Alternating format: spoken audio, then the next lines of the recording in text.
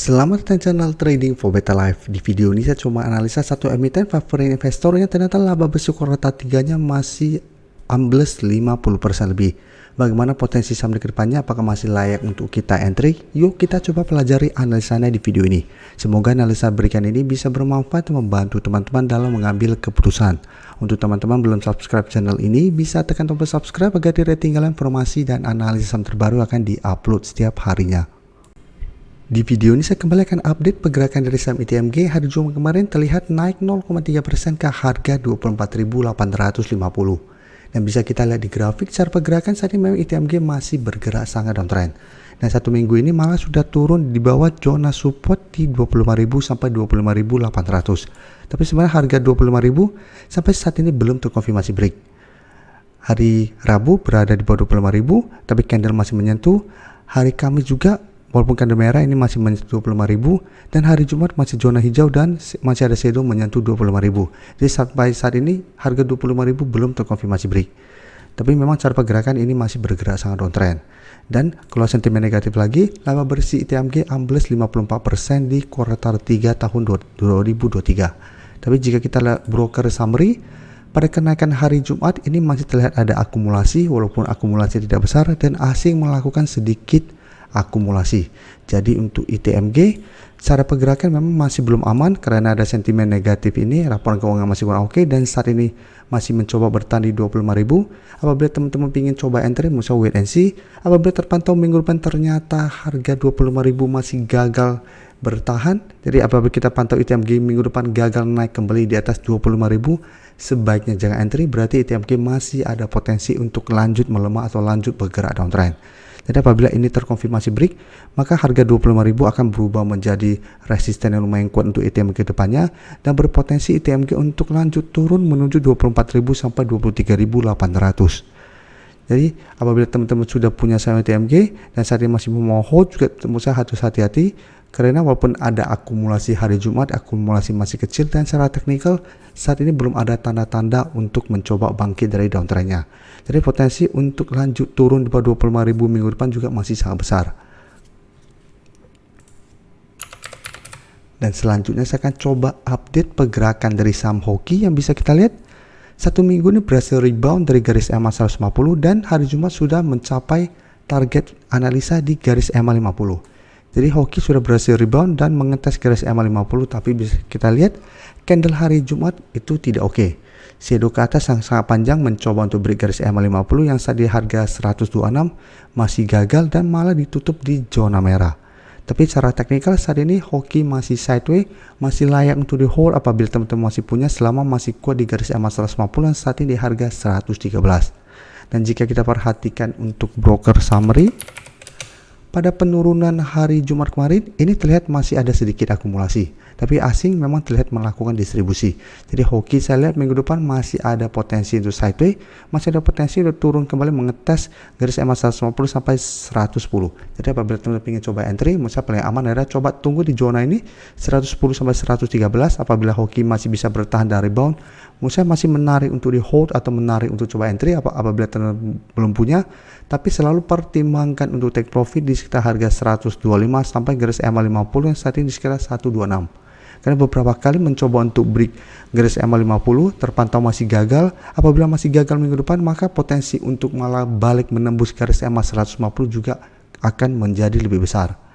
Karena ingat secara tren saat ini hoki sudah tidak bergerak uptrend seperti sebelumnya. Dan apabila garis EMA 50 masih terus turun, maka ada potensi garis EMA 50 berpotongan dan lanjut turun sehingga secara pergerakan hoki ada potensi jangka menengah akan mulai bergerak downtrend. Jadi manfaatkan ini hanya untuk trading jangka pendek atau swing trade.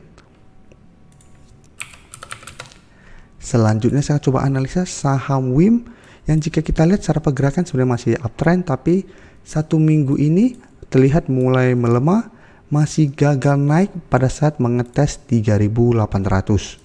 Tapi secara pergerakan ini belum patah garis uptrendnya dan saat ini berada dekat dengan support di sekitar 3.300 yang sebelumnya juga sempat disentuh dan berhasil rebound. Tapi apabila terpantau tembus, hati-hati ini mulai terbentuk lower low.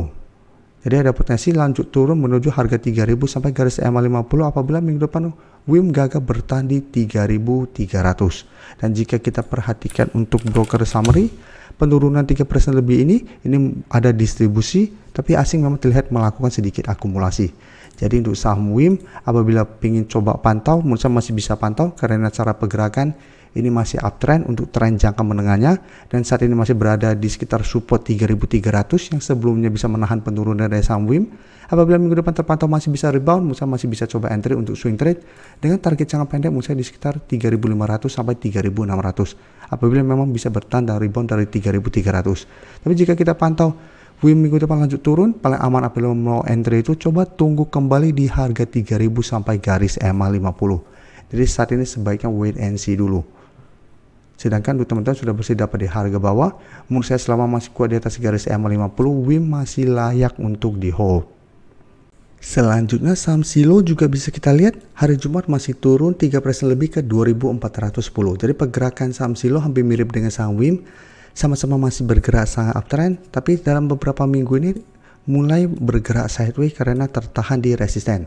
Untuk Silo jika kita lihat resisten saat ini di sekitar 2.500. Beberapa kali mengetes 2.500, Silo masih gagal break, tapi setiap kali turun mengetes support 2.400, Silo masih bisa bertahan.